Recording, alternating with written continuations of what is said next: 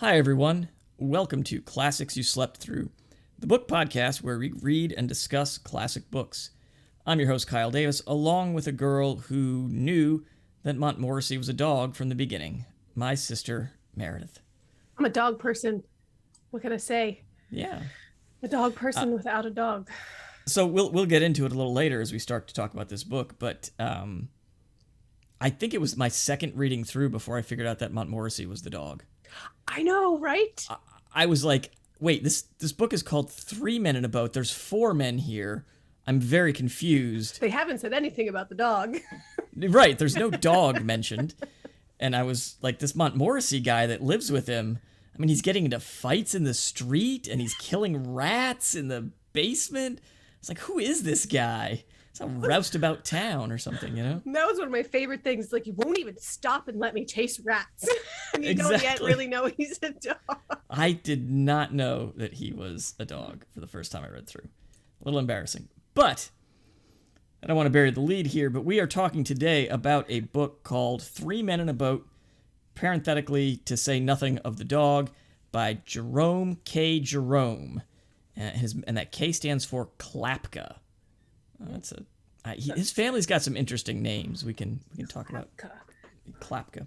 Was that a pun? You didn't want to bury the lead? Talking about the dog? No, that was not. No, You really missed out on that one. I was not going for a dog pun there. So Mr. Jerome here. So yeah, we're reading Three Men in a Boat by Jerome K. Jerome. Pretty much his most famous and only notable work, basically. He's a writer. He was an actor, humorist. This is his best known work. You and I have never read this before, right? Nope. How did this? So you chose this. How did this book come to your attention? Fully random. You told me to pick a book. I Googled, old books, and this came up. And it came up in a list of, what is this called? Humor? No. Public domain? Yes, public domain books that are worth reading even now. And I picked a few, and this one was the one I had never read it nor anything from the author. Because if you remember one, there was like I was going to pick a Hemingway or something, or I don't know. But then once I dug into this one, it showed up a couple of places, and about being a worthwhile read. And then I think you technically picked it, or at least you picked. I picked the category. We yeah. I said, let's go with something we know nothing about. Yeah. So yeah, I think it was a good choice so far. So far, it seems decent. So yeah, so you picked this completely cold. We had no idea what this is about, and it turns out this book, like I said, sort of, you can almost call Mr. Jerome here a one-hit wonder, or he found his niche and he kept going back to the well. So just a little bit about this guy. He was grew up poor, which I find interesting because the book is basically about some wealthy young men about town who are just sort of doing their thing, right? But this is sort of his genre. So his previous work prior to printing this book was an essay, or a collection of essays, called Idle Thoughts of an Idle Fellow. And besides this book, Three Men in a Boat, he also wrote Second Thoughts of an Idle Fellow and Three Men on the Bummel, which is sort of a sequel to Three Men in a Boat. So, right, what works, man. I know, you find something that works, you stick to it. So yeah, it's interesting that this guy grew up poor because, as we'll see, this book kind of centers on these three guys of means, apparently, but not of capability, which could be a critique of the wealthy class in England at the time. So let's kind of get into this, I guess, a little bit here. I guess we could just kind of finish out a little bit about Jerome here. He's writing what he knows, right? So he got married, incidentally married a woman 9 days after she got divorced. So he's just jumping Nothing right going in there. on there. Not at all. Never met but before. They took a honeymoon in a boat on the Thames. I know And you then could do that.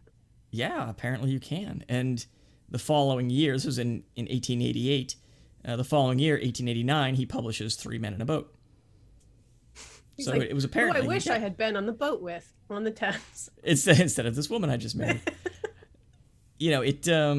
I also read that after the book was published, the next year, the number of registered boats on the Thames went up 50% in the following year. And Interesting. yeah, and apparently this book kicked off the Thames as being a tourist destination in London. I suppose back before then it was just a river in London and nobody really Took advantage of said river. right. Not for leisure purposes, maybe. I can't imagine anybody taking their honeymoon down the Schuylkill. So I don't know what the Thames is in comparison to the Schuylkill or the Delaware, Right. but I just Or the did Potomac or something. I just went floating down the Delaware in a raft with my best friend and her daughter and my son, and it was a blast. At least the second half was a blast. After everybody was fed, you got to feed the 4-year-old if you want to have a good time. You must eat. Yeah, children must eat. But then we had a blast. It was not nearly the trip that these guys take on, but it was a good time. Certainly There was not. like a hot dog stand floating in the middle of the river that Oh, we stopped really? at. Yeah. It was really cool. It's kind of fun. A Yeah. floating hot dog stand. So yeah, I can't swim, so I did not grow up around the river and river culture. And this is not kind of my thing. I didn't I didn't go float the Conoco-jig as a kid like most of our peers did. I love floating the jig. Yeah, not my thing. Never really did that. And so my kids love the water now, but yeah, I can't imagine, floating hot dog stands and You random don't need other to. things You on the don't boat. need to swim in the jig.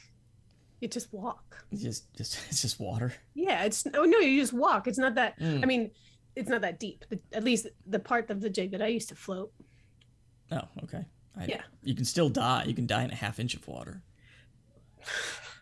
Just FYI. So, water can kill you. Necessary for life, but also can kill you. All right, so let's get into this book here. How poor are you at walking? You said you can't swim, but how poor are you at walking that you think you would drown in an ankle deep water? I'm not taking any chances. They say that drowning is the most horrific way to die. Who and says? I do not. I don't know. They say. Who do you know who's drowned? Who told you that? That's the conventional wisdom. You don't drowning is the worst way to die. I thought you just go to sleep and fade away. No, you'd be choking and fighting for air. Have you ever been under the water too long and you can't breathe and that panicked feeling? Yeah, it's terrible. Yeah, but at least if you burn to death or something, at least that's overwhelming pain and you go into shock, right? If you're drowning, you're cognizant and aware of the fact that you can't breathe and you're fighting to try. Oh gosh, okay. Let's move on to this book. Needless to say, drowning would be a horrible way to die, I think. All right. Yes. Yeah. Burning, drowning. Burning. All of them. Let's just try not to do that. Okay, so let's kick this thing off. So I will apologize to listeners. I'll fix it for the next reading. So if you listened to our readings, my chapters, I just read the chapters, whereas Mare actually read, a lot of times in these old books, you're the literary person. What are they called? Just outline? Section breaks? Section titles? They're like section. I'm not sure of actually the official title, but it's like little section titles within the chapter that give you an outline of what's coming, sort of. I mean, you don't know what it means until you get there. Then you're like, oh, that's what that meant. Right. So I apologize for not reading those. I will add those in on our next readings, so you can actually hear what those chapter titles are. But we kick off here with chapter 1, and we meet these three guys, the titular men, right? Mm-hmm. We've got George, William Samuel Harris, who I think we refer to as Harris through most of it, don't we? Yep. And myself. See, this is where it threw me off. The very first sentence, there were 4 of us. George, William Samuel Harris, and myself, and Montmorency.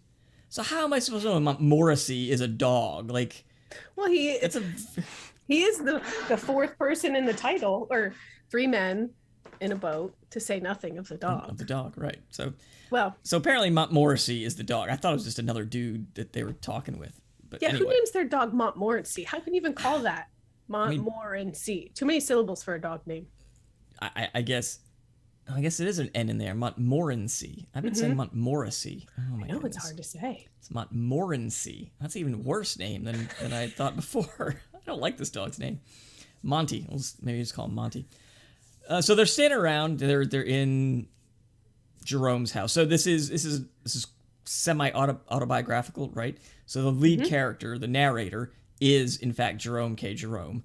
I think he's referred to as Jay a few times. I don't know if they actually ever call him Jerome, or if he ever identifies himself. But the author is our speaker. The preface says that they are real. That George and Harris and Montmorency are not poetic ideals, but things of flesh and blood. Especially George, who weighs about 12 stone. 12 stone, yes. 12 stone. Which as you see, and just in that little snippet, this is a very snarky book. This is a humorous book. So there's lots of little dry British asides throughout, written into the book. And I think that we can also talk at this point, as we're getting into the first chapter, sort of the style. It's very meandering. It's almost like floating down a river, because he'll start a thought and then he'll go into a very long segue, tangent of some other story that he's talking about. And then when you come back to the original story, you're like, wait. Right. Wait, where are we now? Right, you kind of have to recenter yourself, which I guess is the point of the outline at the beginning of each chapter, right?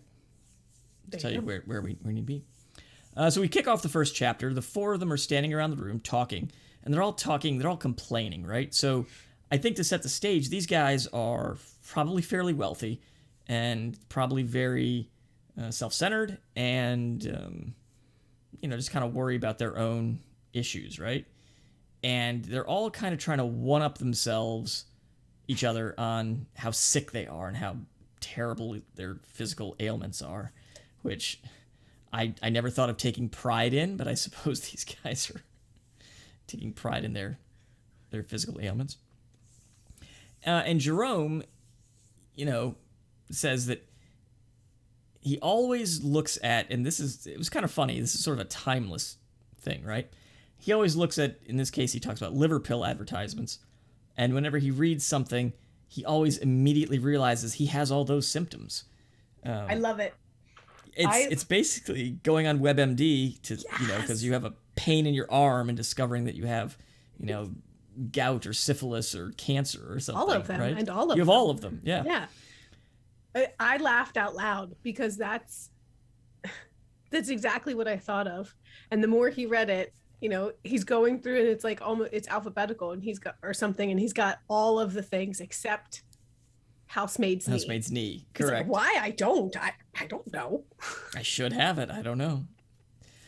So he decides, I'm feeling ill. Let me go to the British Museum. I guess that's what you do. The British Museum. And start reading through these medical textbooks to see what he has. Decides he has absolutely everything. But not housemaid's knee.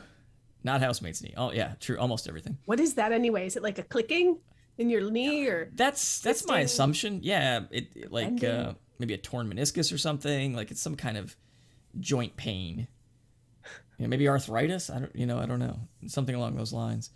Because I would assume a housemaid is getting up and down and she's on her feet all day. It's like tennis elbow. It's named for the person whose occupation it occurs to the most frequently. Right. It's like when Lou Gehrig got Lou Gehrig disease. Like he should have seen that coming, right? It's ridiculous. So then he goes to a doctor friend of his and says, hey man, look, I've got everything. You could just take me to a medical college, let them examine me. It would save money. They could just, I got everything. So he's like, let me start with what I don't have. Right. Yeah. Housemaid's knee.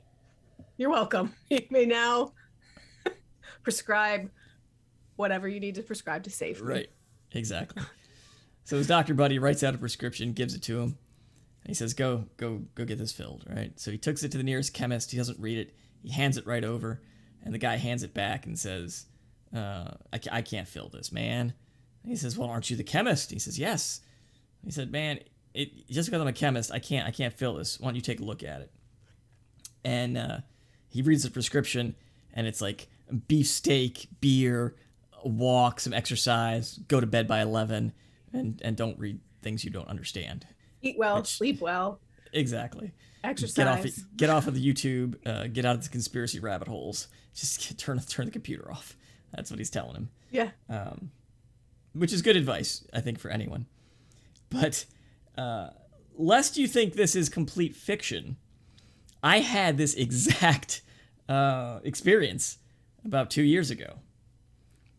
I was at the doctor's. I was seeing an off-post specialist for some things for my back. I think it was for my back. It wrote me a prescription. So I took the prescription. I look at it. It's in Dr. Chicken Scratch. I have literally no idea what it says. So I very dutifully drove back to base. I went to the family medicine because, you know, I have to take prescriptions in and they have to bring it from a civilian provider. You have to give it to the military provider and then they actually send it over to the pharmacy for you. So I bring it in and I hand it in to her and I said, here's my prescription. And she looks at me and she goes, what do you want me to do with this? I said, well, I want you to fill my prescription so I can go down to the pharmacy and get what I need. And she says, this is a prescription for physical therapy.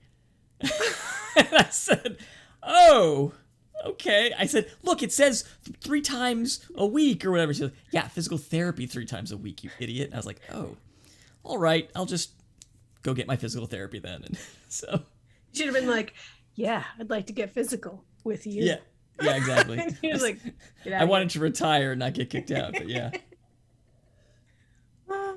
Yeah, so that when I read that little vignette of him going to the chemist with the prescription, I was like, ouch, it's hitting a little close to home here, you know. But in my defense, I tried to read the prescription beforehand and could not decipher it, whereas Jerome here couldn't. You're probably trying to look for, your brain was probably trying to look for a drug name that you recognize, right? Like some sort of pain reliever, and you're like, oh, this must be a drug I don't understand. Right. Yeah, they thought I was an absolute idiot. Actually, you know what? I actually took it straight to now that I'm thinking about it, I took it straight to the pharmacy, and the pharmacist looked at me and was like, you're an idiot. So yeah. Did you explain I can't read it? Yeah, I was like, I have no idea what this says. Like, I don't know how you can read this. Like, which I've always found interesting. Like, doctors are dealing with drugs that have interactions with other drugs. Like, shouldn't they have good handwriting? Like, why do they all have if there's any doctors listening to this podcast, please tell us, why do you intentionally have bad handwriting? Because I know you probably can write well so that and you would think you would want to write well so there's no confusion in what drugs you're prescribing. Does it just take too long? You've got a 30-minute appointment. He's got to write it down in that 30 minutes. And if it takes 2.5 minutes to print legibly, it's insane. Anyway. Well, anyway, so we continue on and,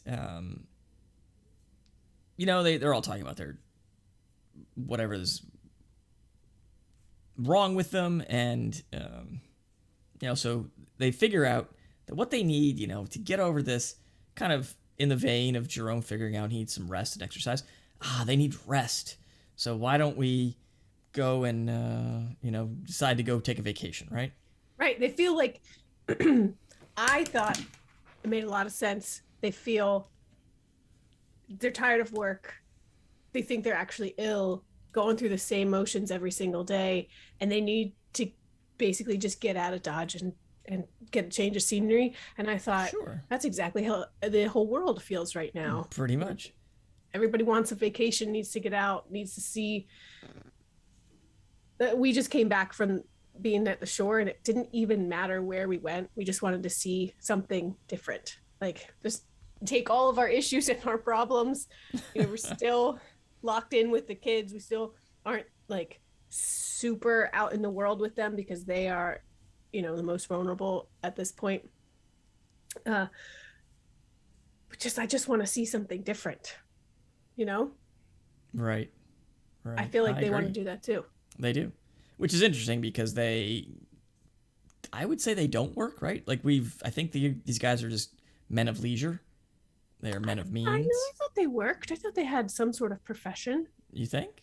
Oh, yes, because doesn't was it George goes to the bank and they prop him up all day. He sleeps all day at the bank and then he leaves. They kick him out early on Fridays or something, or on Saturdays. Yeah, exactly. They have Right. some sort of job. Something.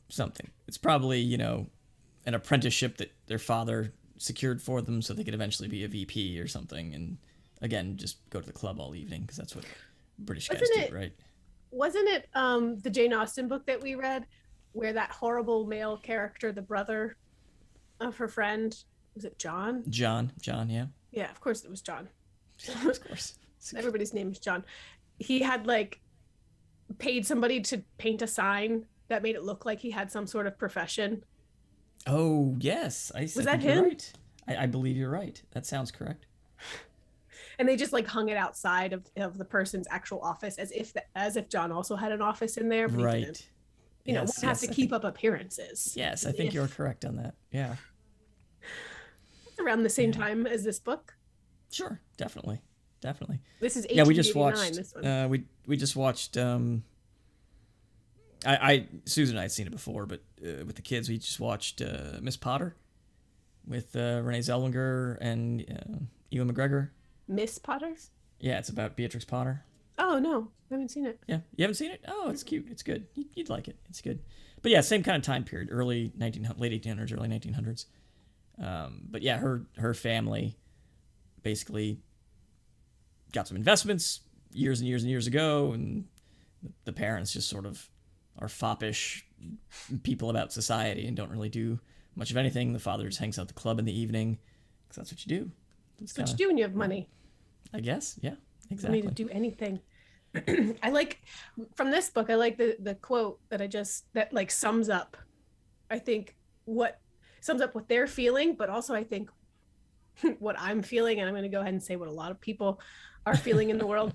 But he says, rest and a complete change. The overstrain upon our brains has produced a general depression throughout the system. Change of scene and absence of the necessity for thought will restore the mental equilibrium. I like that you need the absence of the necessity for thought in order to be really restored. Right. And that's difficult a lot of times because when you try to take a vacation, you try to relax, you're just thinking about the things that you could be or should be doing, as opposed to actually relaxing. And it's so hard to turn the phone off. Like yeah, but you have to do that. I was monitoring work a bit, so it was never really off. I could do that when it's not summer, like we're the busiest during the summer. So okay. Gotcha. Anyway, absence of the necessity. Yeah, thought. Definitely. I like it. Okay. All right. So they decide. Yeah. So they decide. What we want to do is a sea trip, right? And this is where we get another segue here. Jerome says, "Look, a sea trip's great if you're gonna go a couple months, right? But for a week, it's pretty bad." And I loved his story of his buddy or him going on. His brother-in-law went. Right, and just wanted to come back the whole time, and because you get to the ship, and the first couple days you're seasick, and then by the time you start to feel like okay, maybe I can eat and feel a little bit better, the trip's over, the week's done, and you're back to work, Yeah. Once you're settled, it's over. Yeah, and then he goes into a story of another guy he knew, who decided he would get like an all-inclusive trip, and then he was like, oh, it's what, £2.06 or something, or I forget exactly the price, but all-inclusive meals for the £2.05. That's what it was. All right, all-inclusive meals for the week. But he was so seasick he couldn't eat any of it. He just ate crackers and biscuits. And by the time the ship left, he said, well, there goes my £2.05 that I was supposed to be eating. It's got all my meals on it. I didn't eat a lick of them. Is that the one who came back by train because his voyage was so awful? His brother-in-law came back by train. Yeah. But this other guy he knew, he couldn't eat. I get so sick. I get so airsick that it's actually a concern, or not a concern, really a consideration that I don't fly. Oh wow! Because it's so bad. I love flying. Not only like nauseous, but I get this horrific pain from my ear and in my jaw. And the first time it happened, I literally thought I was having a stroke. And I got What? very, very afraid. And then I realized you can buy these things called ear planes that does something with the pressure. And if I Okay. wear them, it's less. So when I fly, when I'm not pregnant, because the last time I flew, I was pregnant and it was terrible. But I take a bunch of Dramamine. I've got those C bands that do a pressure thing on my wrist. I wear my ear planes. Nobody can speak to me. I don't open my eyes. Wow. And it's bad. The last time I flew, I was pregnant, so I was like, I'm not going to take anything. So I didn't. I got all the pain. I got nauseous, and I thought, I'm not going to throw up. It's going to be okay. It's going to be okay. And I'm like, nope, it's going to happen. So You threw up on a plane. I always throw up on planes. What? Are you 6? Me, I don't know. What? So I'm throwing up, and not only do I actually have to throw up, which is embarrassing enough, but we're on a work trip, and Ben's boss and his wife are sitting behind us. That's fantastic. And then, thank God it was just Ben and I in the row, and the seat was empty. But when they came around to collect trash, I have to be like, oh, here's my throw thick it back. bag, which then leaked all over my jeans. What? And I hadn't realized it'd been leaking in my lap the whole time. And oh, that's just nasty. yeah. And so I decided maybe I shouldn't fly anymore. Yeah, you got to start pulling a John Madden. You get yourself the bus and just don't fly, man. Wow. I took Dramamine. That was on the way to Chicago. I took Dramamine on the way back. I did a bunch of research, and it was okay. Chicago's only like a 2-hour flight. It's so short. I know. Dude, I rode from Heathrow to Scotland. I rode a little puddle jumper in between like two British dudes who probably do it all the time for work. They order breakfast. It is my goodness. like some kind of yummy British breakfast and eggs, and it's like I'm in between them. There's no such thing as yummy British food. And I'm like, oh my God. And they were like, wow. Are you going to be sick? I was like, yes, I am. And they like tried to get as far away from me as they could. I just can't do it. Can't do it, man. I don't know why. Don't you remember when I was a kid? Wild. I got car sick all the time. Oh yeah, I did too. I don't like cars either, but I love to fly. Man, that's sad. I would love to fly because I love the destination. Yeah, I need a job that lets me fly and travel again. I miss you that. Like do it up all fancy in like the lounges. I used to. Oh, it was wonderful. It was. I loved it. Tonics and. Oh man. Go up to anyway. Go to the lounge at JFK and just hang there for like 6 hours. Anyway, get a couple free meals. It was fantastic. Anyway, yeah, it was previous life. Now I'm considering driving to Chicago. Now I scrape pennies together to buy pizza. Anyway, might do the 11-hour drive next time I go. Take the train. That's like a 24-hour drive. No, the train from to Chicago. Yeah, you goes up through Harrisburg and Pittsburgh, and you're over there in probably 4 or 5 hours, 6 hours, like that. Yes, to Chicago. Yes, it's not Philadelphia to Chicago in 4 or 5 hours on a train. Probably maybe 6. Yeah, I mean we can look it up later. Anyway, yeah, take the train to Chicago. It'll be fine. There's no way you're right about this. I'm absolutely right about it. All right. Anyway, so then we get the final story of the chapter where he talks about how no one ever gets seasick on land. When you talk to people on land, everybody is a stout sailor and is never seasick. But when you meet them on the sea, everybody gets horribly seasick and ill, which I can completely relate to. I do not like boats. I do not like the water, as we've discussed already.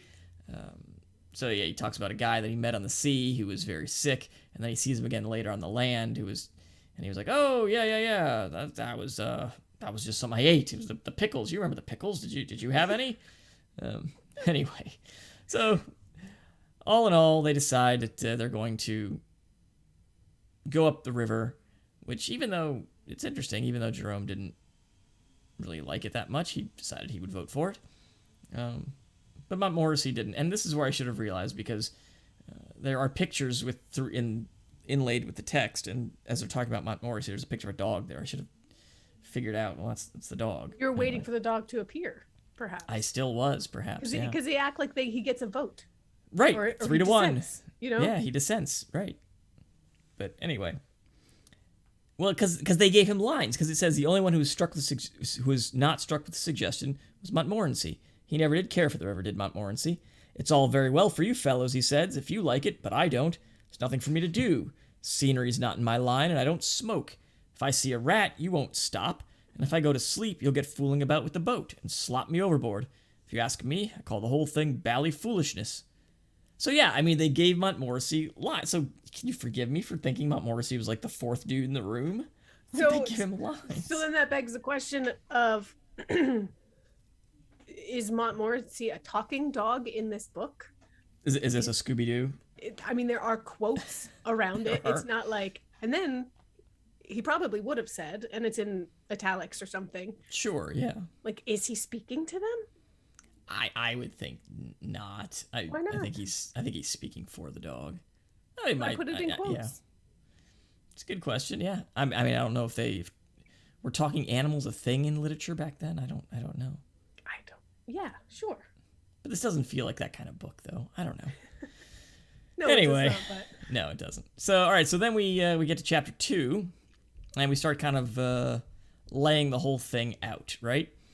And they're talking about, what do we do? Do we camp out? Do we sleep at inns? And this was a little bit more pleasant chapter, I would say, right? Because there's some passages extolling the beauty of nature and what it's like to camp out, and there's just wonderful sort of picture of camping, which I certainly don't do enough of, but it is like I love hiking. I would love to do a little bit more camping. I think the kids are getting almost old enough that we can start doing that a little bit. Your youngest will just run away into the woods and you'll lose him. Yeah, we'll never see him again. He'll just run off. Yeah. Well, he's going. Yeah. So I mean, we've done some in the backyard, and they've lasted most of the night. But yeah, I think we're getting to the point where they're old enough to actually enjoy camping. So, but it is very nice. It's pleasant. You be out in nature, quiet with your thoughts. And so there's this wonderful passage where they're just discussing how beautiful it is. And then Harris says, but how about when it rains? And they're like, oh, yeah, that does kind of suck to be out in the nature when it rains. So then we get into this. Now we get into the next vignette that he sort of segues or gets a little tangent away from the main story. The previous ones were talking about experiences of his brother-in-law and this guy he met on the river or on the boat, and him going to his doctor buddy. But this one is what's the word I'm looking for? It's fictionalized, right? He's surmising or positing that this is how kind of things happen, right? Like he says, okay, you and your buddy are trying to get the tent up, and you're soaked, and stuff's flopping around, and it's good to put up a tent when it's dry, but you can't when it's wet, and you're yelling at him and he's yelling at you, and then you drop something and he drops something, and then the third guy who's damp, can't smoke. Right, exactly. Can't smoke. The third guy's trying to get the water out of the boat. The food gets wet. There's rain and everything. And then in the middle of the night, the tent collapses, and they're all yelling at each other and figuring out, oh, who's that? Who's this? And they trample on each other. And so they just kind of go, yeah, if it's cold and wet, let's just stay in it. And they're like, yeah, okay, that's a good idea. I think that's a good idea. Having been camping in a canvas Civil War era tent during like a full deluge, this is fully accurate, and it's horrible. And we went and got a hotel. There you go. It was horrific to be that wet through. Yeah. And this is 1889, only 20 plus years post Civil War, so the clothes aren't terribly different. And being wet through and the kinds of clothes you wear then, True. Ugh. I mean, wool does smell, but Do you know why you wear wool? You probably know why you wear wool. Because it is good. Well, it, No, even when wet, even when wet. Yeah. even when wet, wool retains its insulating properties. Yeah. So you won't freeze you'll just be wet and uncomfortable, but you won't freeze in wool. So that's why it's a good material to be used. It sure is hot though when you're hot. Oh my goodness, yeah. And itchy. Anyway, yeah. So yeah, that kind of finishes that chapter. And we kind of get a nice little, at the end of the chapter, you know, George apparently is the big drinker. And he says, all right, come on, let's go out and get a drink. So they all go. George said he felt thirsty. I never knew George when he didn't. Exactly. And as I had a presentiment that a little whiskey warm and a slice of lemon would do my complaint good, the debate was, we'll go out. We'll go out. That's a long way of saying we went out. Right. I love all the talk of whiskey. Makes me thirsty too. I'm not a dark alcohol person, so I'm just like, okay. You also, sure. Your little experiment with whiskey, you started with like the worst possible. I looked up and they said it was like best beginner. All right, Worst. so Meaning like whatever. I'm a 20-year-old and I don't know what I'm doing. And someone give me a shot of whiskey and I'll wild turkey, whatever. God, I can only imagine the burn. Oh, it must have burned so bad. I just had a delicious kind of whiskey called Eagle Rare. So smooth, so good, no burn. Never had it before. It was very good. See, I don't buy that at all. So anyway, that's why you I drink mead. You think I'm lying? Yeah. No, exactly. I think everything burns. That's why even people are like, oh, wine. Shut up. All wine burns. That's why I drink mead, because wine burns. Yes, wine burns. I hate wine. Well, I hate wine too, but it doesn't burn. I think something's wrong with your esophagus. That's why I don't drink it, because it burns. I do not care for it. Anyway, so we get into chapter 3, and we start to figure out how everything ready to do, and we figure out that Harris, we kind of get complaints on him. He's their supervisor, really. He just likes to write down things and not do anything, and that sparks a thought in old Jerome here and reminds him of Uncle Podger. Uncle Podger. And we get love the story of Uncle Podger. We get this very extended story of Uncle Podger hanging a picture, and it's just it reminded me of like an I Love Lucy episode or something. Yeah. Where everything that he does, you know, something else goes wrong and somebody else has to try to fix it. And it takes them the entire night to, you know, get the picture up. He's pounded multiple holes and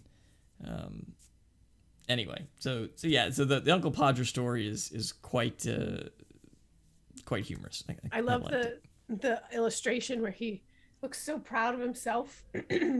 Like, why would I hire a man to do something? I could do such a little thing like this. And the family, especially the wife, is just like, oh, so distraught in the corner. Horrid. Like, you've wrecked my wall. You've spilled it. Things are falling off the ladder. There's holes in the wall. The kids are like, it's great. I love it. Yeah. Yeah. So this book does have small pencil drawings interspersed with the text. They aren't full page illustrations. They're just sort of interwoven into the text. I probably should have pulled some of them up for the visual aspect on the YouTube. Yeah. Probably should have done that. Maybe we'll do that for the next pod. I'll pull some of the pictures for the next section. Well, then we start packing. They start to figure out, you know, what do they need? They start making lists, and man, they really. It's interesting how they make their lists. You know, they got to take a rug each, which I assume they mean like a sleeping bag or something. Mat, yeah, some kind of mat. Some soap, a brush, and a comb between us. They're going to share the comb and a toothbrush each. They're each going to get their own toothbrush. You know. Anyway, it's just so interesting how much they're packing. Well, they have to decide eventually. They decide, like, we shouldn't think of what we need, but what we shouldn't. We should think about what we should go with, but what we can't go without. And that's how we should pack. And they still end up with a ton of stuff. Right. Far more than they probably would need. Yeah, they need enough to wear, enough to eat, and a little more than enough to drink, for thirst is a dangerous thing. Right.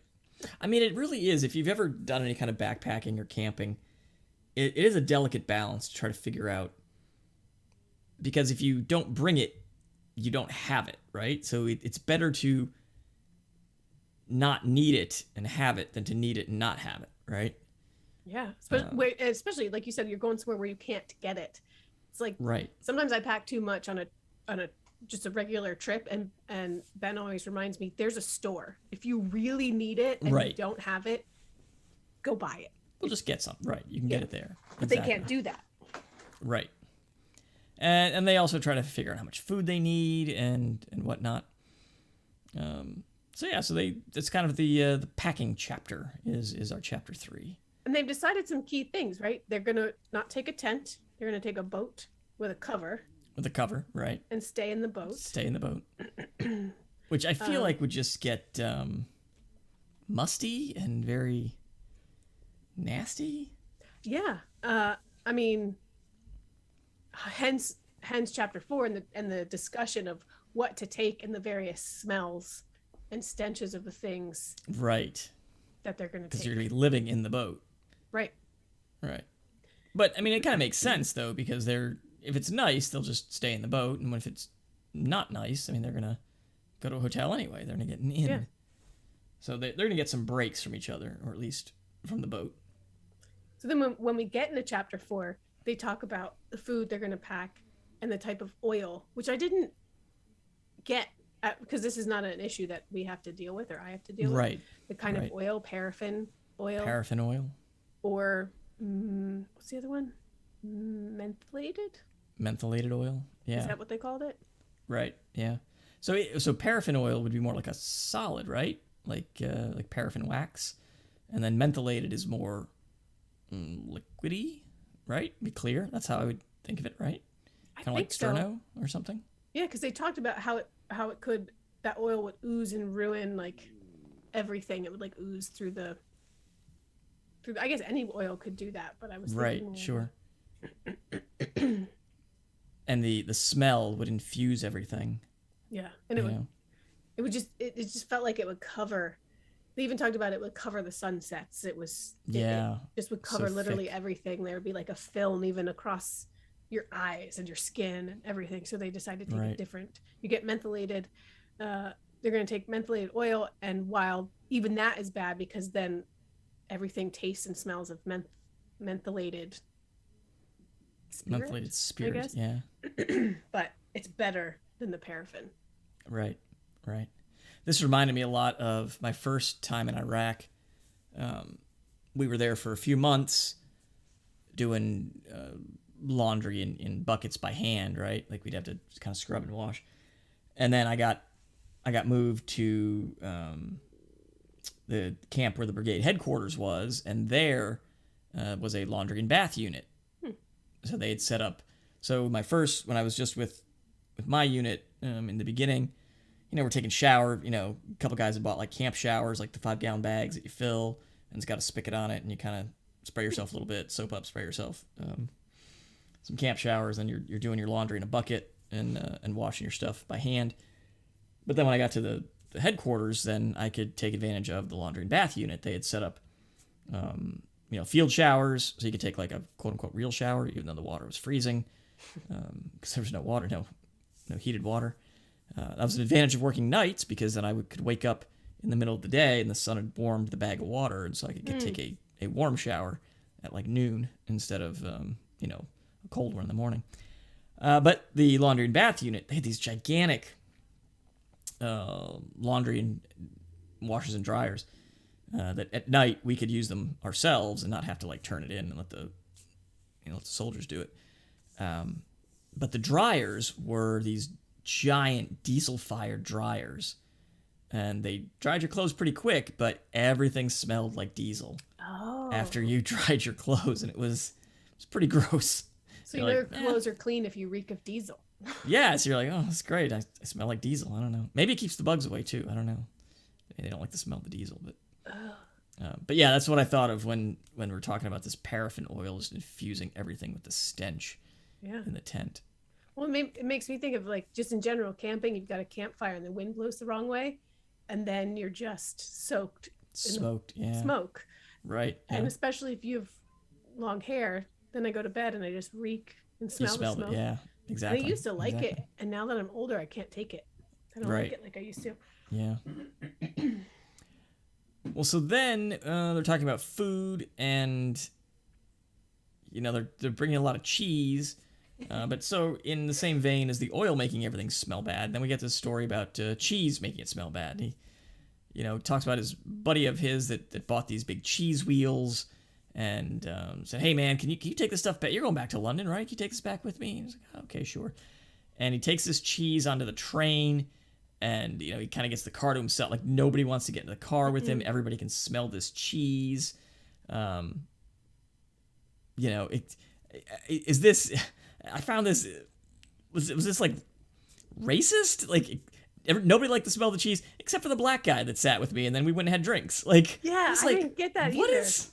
what is that supposed to mean? I It know just- England abolished slavery long before we did, but still, I was not quite sure what to make of that. Like, Yeah. Could have so just they- been a description because I didn't, other than the description and it being strange that was the description and nobody else, and there was nothing like Right. negative other than except that he could stand the smell of the cheese. yeah, Right. I don't know.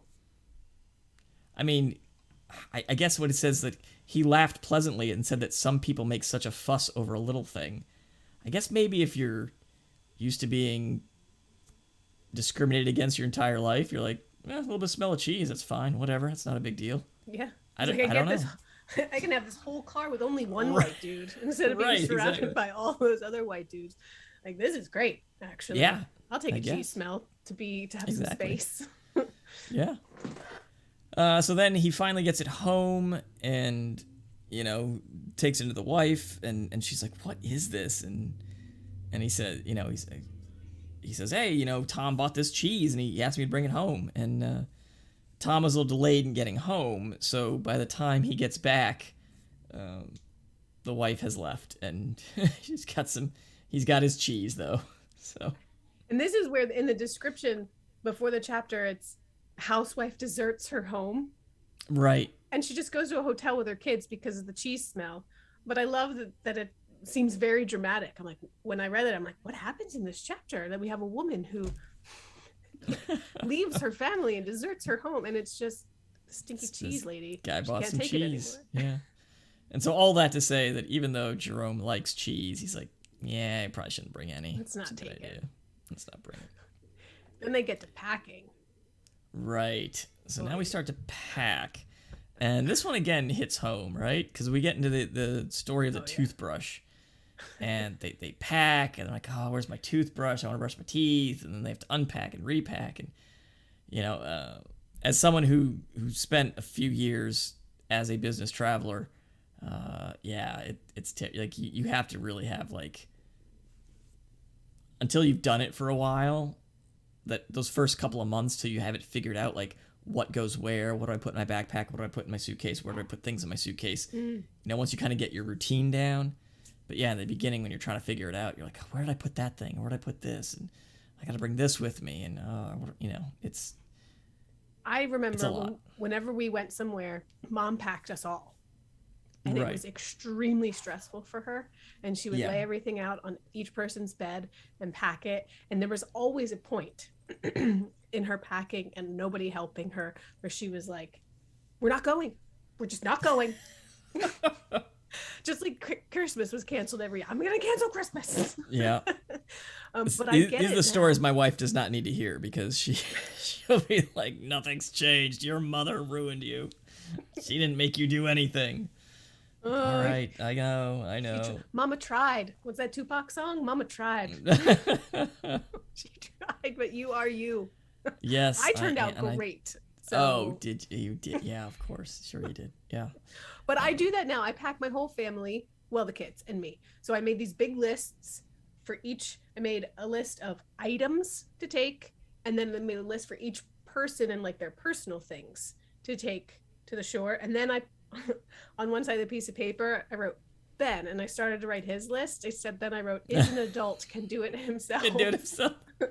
And then we got to the shore and he's like, I forgot a bathing suit. Oh, no. Not that was like, he just went and bought one, because you can do that. Because you can do that, exactly. And it was like $12. But still, I was like, we are here to swim in the ocean. You forgot your bathing suit. Yeah. And he doesn't listen to this, so I can say you can say that, yeah. Yeah. So I do the opposite thing. Like whenever we bring the kids to see mom and dad or whatever, I'm like, all right, boys, pack your stuff. You're going tomorrow or whatever. And then I'll take them or whatever. And, Susan will ask me, did you check their suitcases? No, I didn't check their suitcases. They're 8. What are you doing? Like, I don't care if they forgot something, whatever. Like, tell them to pack it.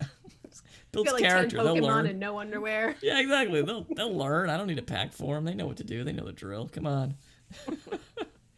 Well, they are relatively successful, it would seem. Yeah, they actually do a good job. Yeah, it turns out, if you just throw a kid into the water, they learn how to swim. It's the same thing. Well, you tell them, hey, you're going to your grandparents for a week, pack. They somehow figure it out. They put their Remember stuff your in fear of drowning, though. So. This is true. Yeah, this is true. Your kids are older.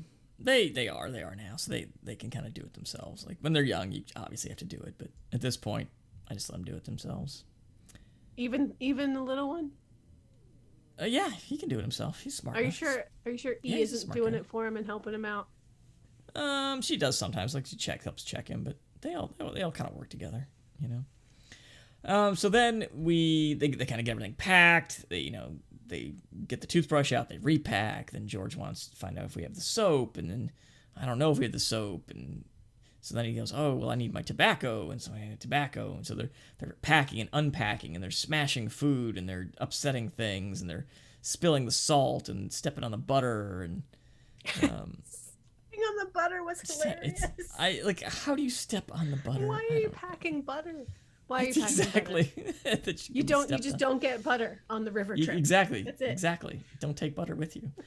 I'm really amazed at these guys in 1889 doing all of this, because nowadays we have like vacuum sealed food and dehydrated food, and packing food's actually pretty simple, but back then they just had the food they had and they just took it in whatever. Somehow they managed, somehow they were able to pack things and take trips and explore and do whatever, but they packed strawberry jam and a tomato. Yeah, tomato. A tomato. What? Yeah. So anyway, so Montmorency kind of messes stuff up a little bit, and then they kind of figure out where we're gonna sleep, and that's kind of it. Bed. They go to bed. They want to get up early. Right. And George says he'll wake them, and he doesn't. Right. They don't. They want to leave at 6 a.m. and they don't get on the road until past 12:30 or something. Right. Exactly. Well, that comes in the next chapter. We don't know that. We don't know that yet. That's right. We'll find out next time what time they wake up. But yeah, they say, George, why don't you wake us up? Says, what time should I wake you guys? And he says, George says, yeah, I'm gonna be up early, because I'm gonna be up. So okay, so wake up at 6:30, George. Okay, so George is gonna get up early and then get him up at 6:30. So we'll find out. We'll find out if he does. Find out if George actually wakes them. Look at this picture of Montmorency. When I hover my mouse over the top of it, it says luggage with dog on top. It does say that. When I first looked at it, I thought, oh, he's just sleeping on top of some laundry hamper, because this totally looks like some wicker hamper. Is that what they packed in? I wouldn't take a wicker hamper as my luggage on a riverboat. It says bag. Well, it says no. Packing was done at 12:50, and Harris sat on the big hamper. So I guess So they're taking a hamper? I suppose they are. They're packing in a big wicker hamper. But they also mentioned the bag. He does say they put their stuff in the bag, and they close the bag. So I guess they have like a steamer trunk or something, or Interesting. Think of like George Bailey's big bag in It's a Wonderful Life. Mm-hmm. I want a big one. Anyway, yeah. Hot dog. That's a good. There's a movie of this book. Mom there is a movie. There's stage plays. There's various 3 Men in a Boat things. What year was the movie? It was in the 70s, and because Tim Curry was in it, and it was Oh. right before Tim Curry did Rocky Horror Before he Picture got big. Show. It was like So the thing before he was big. Mom said it was a thing he did before Rocky Horror. So Rocky 1975. Horror was what? Yeah. Rocky Horror was, I think, 75-ish. Oh, wow. Interesting. Yeah, Tim Curry plays Jerome. Yeah. Tim Curry is a gem, and I love him. Michael Palin plays Harris. Oh, there you go. Could be a watch party. It could be. We'll have to see if we can find 3 Men in a Boat anywhere. Mom found it. We can certainly find it. Yeah, it's probably somewhere. It's probably on YouTube. Somewhere. It probably is, honestly. No offense, Mom. Yeah, that's all right. Okay, so that gets us to the end of chapter 4. Anything else? Any other thoughts on 3 Men in a Boat here? I think this will be part of my rap comments too. I just feel them in their like early stages of forming. But when I was reading this and feeling those connections of like, you know, the reading of the medical journals and I have everything, and the connection, like people don't search rash on arm on WebMD because you're going to have 17 different ailments. Right. That the whole idea in these crossovers and also feeling what they're feeling and needing to get a change of scenery just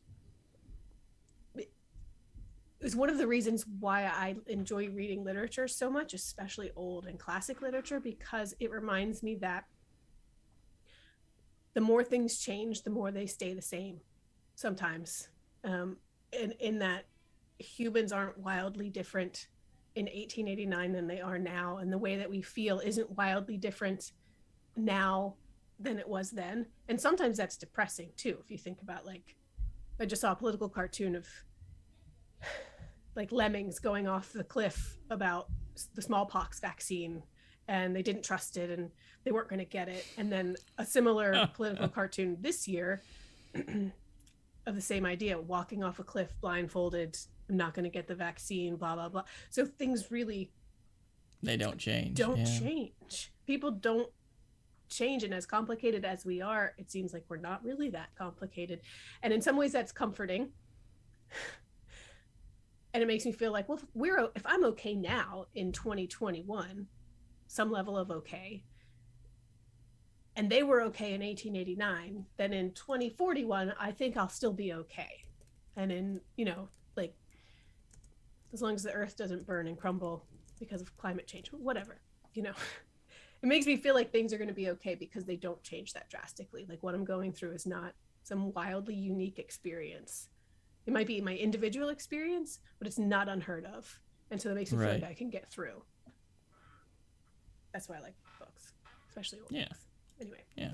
But I feel like we're going to run into that more often as we read this. Yeah. Since we ran into it a few times. Already. These connections already, yeah. The universalism. Oh, I can't even say the word. Yes. Of the human experience, right? Yes. Connects us all. Yeah. All right. Well, if you have thoughts on boating or camping or Jerome and his friends and their experiences, you know, drop us a line. We are on social media at CYSTpod on Twitter, Instagram, and the Facebook, as well as you can reach us by email, cystpod@gmail.com. So let us know what your thoughts on this one is. We'll discuss it on an upcoming pod. Next time, we've got 4 more chapters for you, right? We're reading up through chapter 8 for the next section of reading.